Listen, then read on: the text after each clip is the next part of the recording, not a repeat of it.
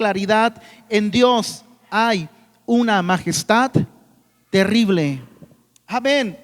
En Dios hay una majestad terrible. Él es todopoderoso, al cual no alcanzamos, grande en poder y en juicio y en multitud de justicia. No afligirá, lo temerán por tanto los hombres. Él no estima a ninguno que se cree en su propio corazón ser sabio. Así que, hermanos, ¿cómo adoramos al único Dios verdadero? ¿Cómo nos acercamos delante de Él? Deuteronomio dice: no haréis así a Jehová vuestro Dios. A Él no se le acerca de la manera en cómo los ídolos recibían adoración. No se le adora, hermanos, de acuerdo a lo que cada uno cree que se le debe de adorar. Otra vez la pregunta, hermanos: ¿cómo adoramos o cómo podemos adorar al Dios verdadero, hermanos? Al Dios verdadero, hermanos, se le adora en santidad y con santidad. Amén. Antes de continuar, hermanos, debo de recordarle que en Jesucristo nosotros tenemos la santificación, la santidad. Amén. Que esa es la santidad que se conoce como posicional. En Cristo somos santos. Pero la santidad no termina ahí, hermanos. La santidad en nuestras vidas tiene que ser progresiva. Poco a poco nosotros también debemos de ir creciendo en santidad. Esto es básico, hermanos, para que usted y yo podamos entender cómo se le adora a Dios. Amén. Dice Hebreos 11:6: pero sin fe es imposible agradar a Dios, porque es necesario que el que se acerca a Dios crea que le hay y que es galardonador de los que le buscan. Así que, hermanos, usted necesita fe. ¿Fe en qué? ¿En quién? En Cristo. Para poderle adorar usted necesita fe. Amén. Fe en Cristo para que Dios le pueda insertar como un sacerdote. Amén. Porque antes, en el antiguo pacto, usted y yo ni siquiera figurábamos ante el tabernáculo, nada. Amén, éramos paganos y hijos del diablo, amén. Pero en Cristo ahora nos ha insertado y nos ha hecho reyes y sacerdotes. Aleluya. Así que también, hermanos, dice, entonces nosotros debemos de creer, debemos de tener fe para poderle adorar, hermanos. Amén. Así que, bueno, a Dios se le adora, hermanos, en santidad y con santidad. Vamos al Salmo capítulo 15. Salmo capítulo 15.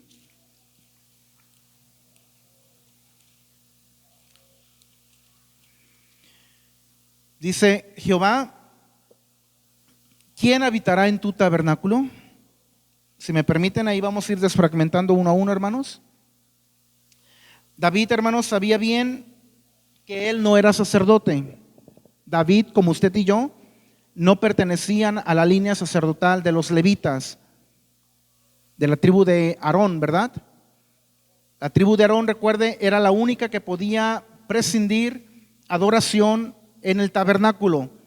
Amén. Así que por lo tanto, hermanos, David bien entendía que no era sacerdote.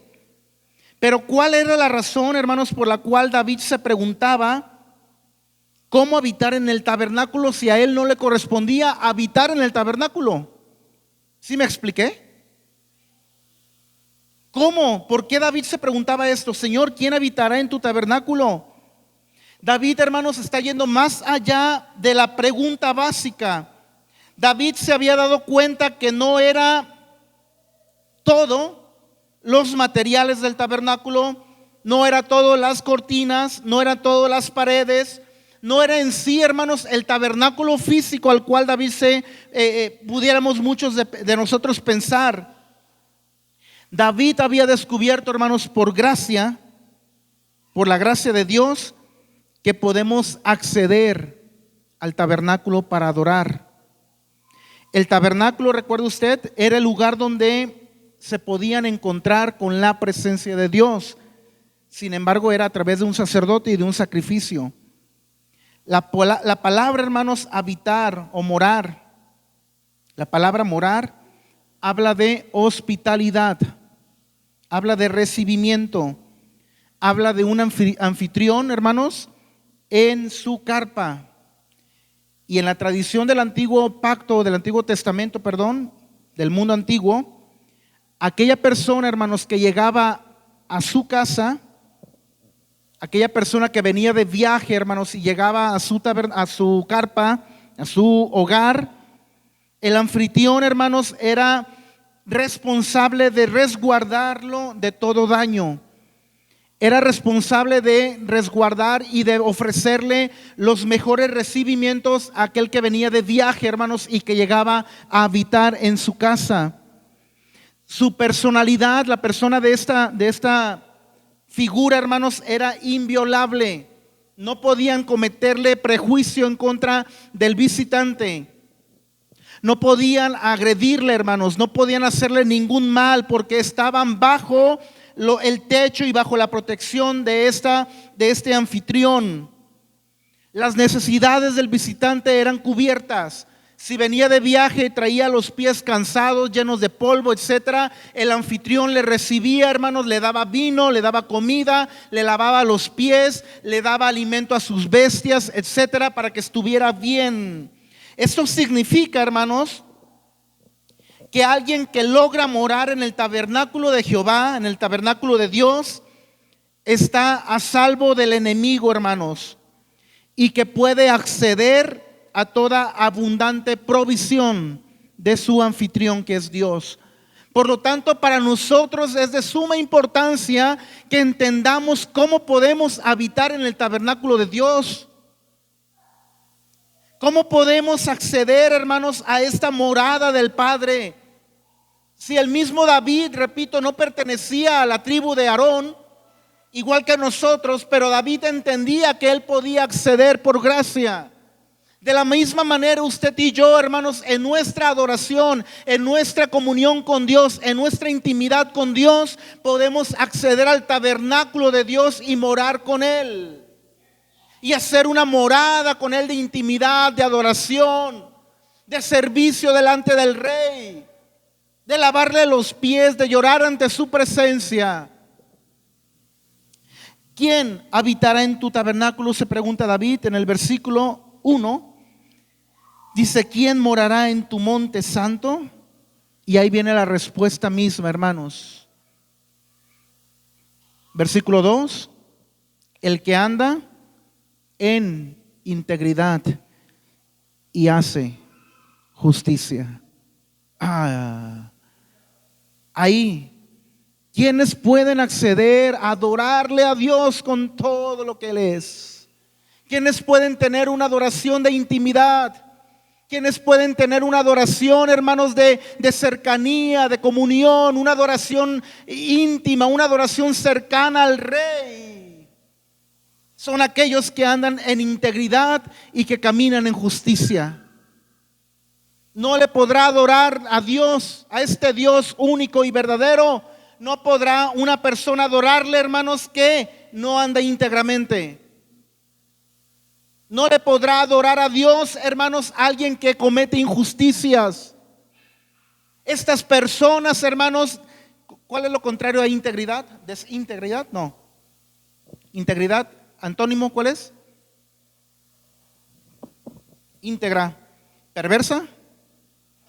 ¿Mande? Inmoral, por ahí va, por ahí va. Así que, hermanos, solamente las personas íntegras y que obran con justicia pueden acceder al trono de la adoración. El carácter de aquella persona, hermanos, que puede acceder a la presencia de Dios es la que obra con integridad y con justicia. La integridad requiere lealtad absoluta a Dios en cualquier circunstancia, sea favorable o no. La justicia tiene que ver con lo que Dios pide en su ley. Varones, mujeres, jóvenes, ancianos, niños, niñas, deben de caminar en integridad. Debemos de caminar en integridad y en justicia si queremos morar en el tabernáculo de Dios, si queremos morar en esa adoración.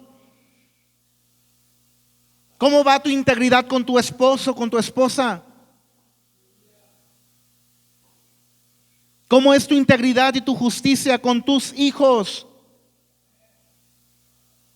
¿Cómo es tu integridad y tu justicia con tus patrones? En tu negocio, en tu congregación, en tu ministerio. ¿Cómo es tu integridad? ¿Eres íntegro? ¿Eres justo? Adórale a Dios. No eres íntegro, no eres justo, arrepiéntete para que puedas entrar a adorarle a Dios. Porque Dios dijo, hermanos, Dios dice en Samuel, amén, que no importaban los sacrificios y la luna. Vamos a 1 Samuel, porque es 1 Samuel, capítulo 15, versículo 22. Ay, caray, no lo hallo. 1 Samuel 15, 22. Dice: y Samuel dijo: ¿se complace Jehová tanto en los holocaustos y víctimas como en que se obedezca a la palabra de Jehová? Ciertamente el obedecer es mejor que los sacrificios y el prestar atención que la grosura de los carneros. Por eso pregunto, ¿cómo es tu integridad? Si pretendes adorar a Dios, pero no eres íntegro, no eres justo, arrepiéntete. Porque no vale la pena aplaudir, no vale la pena levantar las manos, no vale la pena, hermanos, estar ofrendando y diezmando cuando nuestra integridad y nuestra justicia están lejos de Dios. Y se aplica lo que acabamos de leer. ¿Se complace Jehová tanto en que aplaudas? ¿Se complace Jehová en tanto que hagas, que intentes, que digas, que haces? Pero en que no obedeces la palabra de Jehová. Es palabra dura, palabra fuerte. Pero lo que Dios está dando a entender es su amor. Porque Dios quiere tu corazón, Dios quiere mi corazón. Dios quiere que seamos sabios, que seamos íntegros. Dios quiere que estemos alejándonos del pecado. Dios quiere que rechacemos la carne, que rechacemos el mundo. Porque solamente cuando adoramos a Dios es cuando estamos íntegros delante del Rey de Reyes. Y eso es lo principal, eso es lo más hermoso. No vale la pena en primer momento solamente aplaudir por aplaudir. No vale la pena solamente venir y tocar por tocar cuando no obedecemos la palabra de Dios. Y ahí está lo que Dios está denunciando en esta tarde. Es lo que Dios está demandando tu corazón para que le adores en espíritu y en verdad.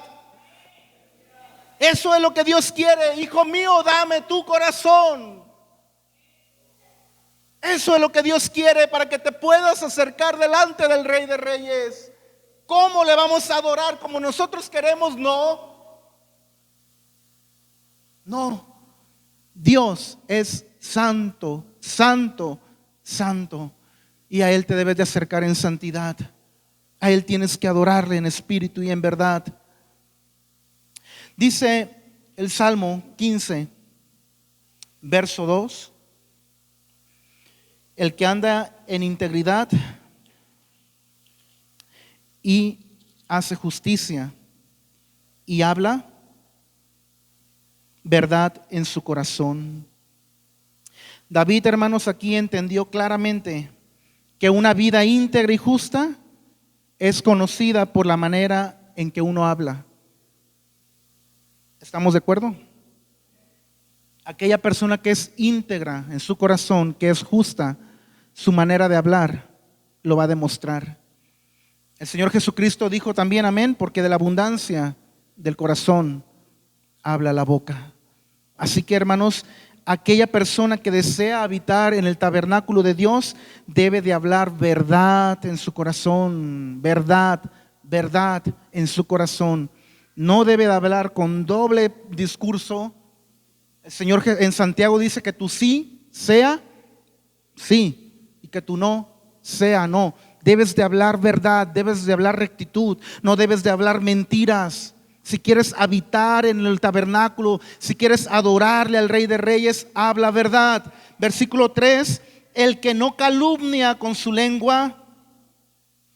La calumnia, la falsedad, la mentira, los chismes, la crítica destruyen tu adoración a Dios. Ahí voy otra vez, lo repito. La calumnia, la falsedad, la mentira, los chismes y la crítica destruyen tu adoración para con Dios. Afectan tu mente y tu corazón y por lo tanto no podrás acercarte con toda tu mente, con todas tus fuerzas y con todo tu corazón, porque hay una afectación ahí en tu mente, hay una desvirtud ya, tu adoración ya no es derechita. Usted sabe que, bueno, no, mejor lo rectifico y luego lo digo. Dice, versículo 3, el que no calumnie con su lengua, ni hace mal a su prójimo, amén. Ni hace mal a su prójimo, ni admite reproche alguno contra su vecino. Cuando no amas, cuando no respetas, cuando no ayudas y cuando no sirves a tu prójimo, tu adoración es estorbada. Lo repito, porque como que vimos muchos se distrajeron, perdón. La palabra dice, ni hace mal a su prójimo, ni admite reproche alguno contra su vecino. Cuando no amas, cuando no respetas, cuando no ayudas y cuando no sirves a tu prójimo, tu adoración es estorbada. David sabía, hermanos, que la adoración a Dios es respaldada en la manera en cómo tratas a los demás. Amén. ¿Cómo tratas a los demás? ¿Quieres habitar en el tabernáculo de Dios? ¿Quieres adorar en santidad, en la hermosura de la santidad de Dios? Trata bien a tu prójimo. Tu prójimo es tu esposo, es tu esposa, son tus hijos, son tus hermanos en la congregación. Respétalos, atiéndelos, ayúdalos, sírveles. Y ahí, hermanos, ahí eso te va a estar llevando para que tú adores en espíritu y en verdad. Amén. Aleluya. Pero al contrario, hermanos, cuando nosotros somos deshonestos con nuestros prójimos, cuando nosotros lo agredimos, cuando nosotros los ofendemos, cuando nosotros los injuriamos, cuando nosotros rechazamos a nuestros hermanos en la fe y rechazamos a aquel que no tiene ayuda, pues que necesita ayuda, nosotros, hermanos, nos estamos alejando del trono de la adoración. Porque aquel que habita, hermanos, en la morada del tabernáculo es aquel que no hace mal a su prójimo. Versículo 4, aquel a cuyos ojos el vil es menospreciado, pero honra a los que temen a Jehová. David sabía que no podíamos adorar a Dios verdaderamente si no nos oponemos al mal, si no rechazamos el pecado, hermanos. No podemos adorar a Dios con vestiduras sucias. ¿Y sabe a qué me refiero con vestiduras sucias? En el tabernáculo el sacerdote debía llevar su vestidura impecable, impecable, porque si traía una manchita, ¿cómo salía? Con las patitas por delante. Eso es la santidad de Dios. Y a veces, hermanos, nosotros intentamos o abusamos de la gracia. Ay, Señor, tenga misericordia primeramente de mí. Amén. Nosotros nos subimos y a veces venimos. Sí, yo también he venido, no creo que no. Amén. Abusamos de la gracia. Dios ponga temor en nuestras vidas cuando le adoramos al Rey, porque Él es terrible. Así lo dice Job. Él es temible. Cuando levantamos nuestras manos y nos dirigimos hacia Dios, con temor y temblor lo hagamos. Hermanos, en el tiempo de la gracia, Ananías y Zafira, ¿qué hicieron? ¿Mintieron a quién? Lo tomaron como menos, ¿verdad? ¿Y qué ocurrió? Ándale, en el tiempo de la gracia. Santo Señor. No me vaya a caer un rayo, Señor, por tu misericordia. Amén. En el tiempo de la gracia, hermanos. ¿Por qué? Porque Dios sigue siendo el mismo santo, santo, santo del Antiguo Testamento. Es el mismo santo, santo, santo en el Nuevo Testamento. Y Él requiere santidad de su iglesia. Él no quiere que nosotros nos acercamos con nuestras vestiduras manchadas, porque nos vamos a dirigir a este Dios santo. Señor, imparte temor en esta noche a nuestras vidas. Imparte temor, Espíritu Santo. Terminamos ya, hermanos. El que aún jurando en daño suyo, no por eso cambia. Esto tiene que ver con integridad, hermanos. Amén. Esto tiene que ver con dominio propio. Uno de los frutos del Espíritu Santo, el dominio propio, la integridad. No porque ya vaya a perder, hermanos, vamos a cambiar, ¿verdad? Cuando hacemos un negocio y a veces que lo hacemos mal. Amén. El que es íntegro dice, pues ya hablé, ¿sí o no? Porque está hablando, hermanos, y porque es íntegro. Amén. Así que esto nos da a entender, hermanos, que la verdadera adoración implica madurez. Madurez. Implica crecimiento para adorarle al Rey. Implica, hermanos, que usted vaya aprendiendo también de la ley para saber cómo se va a acercar a Dios. Porque si no leemos la palabra de Dios, no vamos a entender cómo nos acercamos a ese Dios santo. Si no leemos la palabra, no vamos a saber cómo es ese Dios santo. Por lo tanto, necesitamos madurar, necesitamos crecer, necesitamos aprender. Poco a poco necesitamos ir aprendiendo en cómo adorar a Dios, cómo sumergirnos, cómo escuchar su voz a través de la adoración, cómo obtener la dirección y la guianza en un momento de intimidad y de gloria con Dios. No sé si usted lo ha pasado, lo ha vivido. Cuando estamos adorando ahí en el momento de la intimidad, hermanos, el Señor habla. Ay, Señor. Le compartiera algunas cosas que últimamente me han estado pasando, pero tengo que avanzar. Pero hermanos, ahí en la adoración, en la intimidad, le repito, el Señor habla. Ahí el Señor puede dar sanidad, puede hacer milagros. En ese momento de adoración el Rey le puede dar dirección y guía. Y quien su dinero no dio usura, dice el Salmo 15, versículo 5. Habla, hermanos, de que debemos ser buenos administradores de los bienes que Dios nos da. ¿Cuántos saben, hermanos? Y la pregunta es una pregunta. ¿Cuántos saben que la ofrenda es una ofrenda? ¿Sí me entendí? La ofrenda económica es una ofrenda para Dios. Es un tributo para Dios. Es un momento de venir con toda reverencia, con toda fe, y traerle y depositarle al Señor una ofrenda. Ya hemos explicado cuando hablé de la predicación de la ofrenda, el Señor rechaza ofrendas también. ¿Se acuerda que ya lo explicamos? No te voy a traer lo que yo quiera. Pues a ver, ahí te va, te lo regresa. Amén, Dios es santo, repito. Así que, hermanos, nuestros diezmos, nuestras ofrendas también es un olor grato. Es un don, es un ofrecimiento, hermanos, que nosotros traemos delante de Dios. Es una manera en que usted puede adorar a Dios la ofrenda. Amén. No es ese momento chiquitito del último del culto. Es parte de nuestra adoración a Dios también. Es parte de nuestro séptimo día, de nuestra consagración, de celebración al Rey. Así que utiliza bien tus recursos. Sé responsable, Sergio. Hazlo con generosidad. Estoy en la adolescencia. Hazlo con generosidad. Tus recursos, manéjalos con disciplina y con visión de futuro. Amén. Amén. No vayas a malgastar hoy y después te lamentes y digas, híjole, cuando pude hacer algo no hice nada. Eso es parte también de tu adoración para que puedas habitar en el tabernáculo, hermanos. Bien, pues ya ni con el inocente admitió cohecho, hermanos.